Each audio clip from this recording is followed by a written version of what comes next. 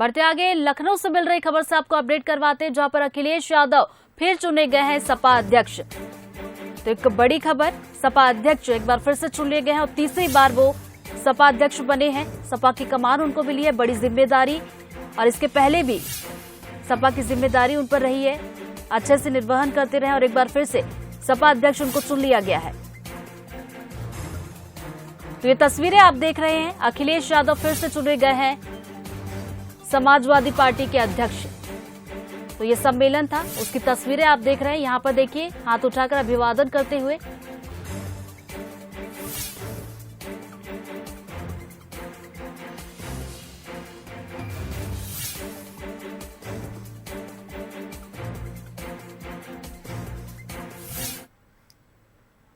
इसी खबर पर ज्यादा जानकारी के साथ लखनऊ से हमारे सहयोगी हमारे साथ जुड़ गए हैं, आलोक जी हमारे साथ जुड़ गए हैं, विशेष संवाददाता है हमारे। अखिलेश यादव को तीसरी बार एक बार फिर से कमान सौंपी गई है।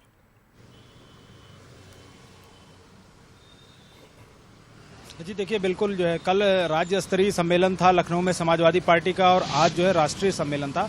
हालांकि जो है ये कयास लगाए जा रहे थे कि जो प्रदेश अध्यक्ष है नरेश उत्तम पटेल, उनकी जगह कोई नया चेहरा आ सकता है, कोई और किसी और को प्रदेश अध्यक्ष बनाया जा सकता है, लेकिन फिर से तीसरी बार नरेश उत्तम पटेल को ही प्रदेश अध्यक्ष की कमान सौंप दी गई है समाजवादी पार्टी ने। और जो राष्ट्रीय सम्मेलन आज हुआ है उसमें अखिलेश यादव फिर से यानी कि तीसरी बार राष्ट्रीय अध्यक्ष चुने गए हैं।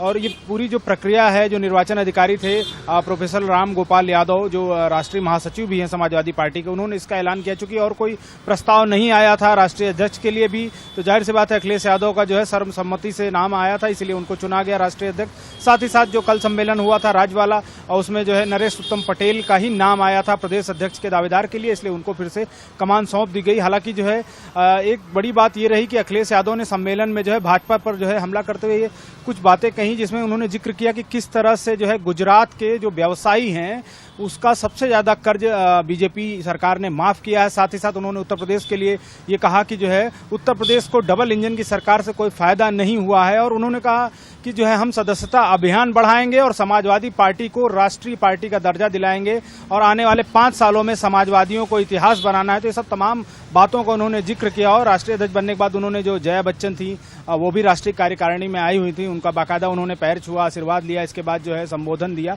तो कुल मिलाकर 3 साल बाद अगर देखा जाए, बात की जाए इस सम्मेलन में जो सबसे खास बात रही, वो खास बात यही रही कि अखिलेश यादव तीसरी बार फिर से राष्ट्रीय अध्यक्ष बने हैं, और नरेश उत्तम पटेल जो है तीसरी बार उत्तर प्रदेश के प्रदेश अध्यक्ष बने हैं। और कहीं न कहीं अखिलेश यादव ने इस बात का भी जिक्र किया कि हमको एक बड़ी लड़ाई लड़नी है, क्योंकि 2024 का लोकसभा चुनाव है, और जाहिर सी बात है अखिलेश यादव की पूरी कोशिश होगी कि जो परफॉर्मेंस उनकी पिछली बार थी, यानी 2019 में लोकसभा चुनाव में जिसमें समाजवादी पार्टी को 5 सीटें मिली थी, हालांकि उसमें से 2 सीटें उपचुनाव में सपा हार गई, वो रामपुर आजम खान की सीट थी।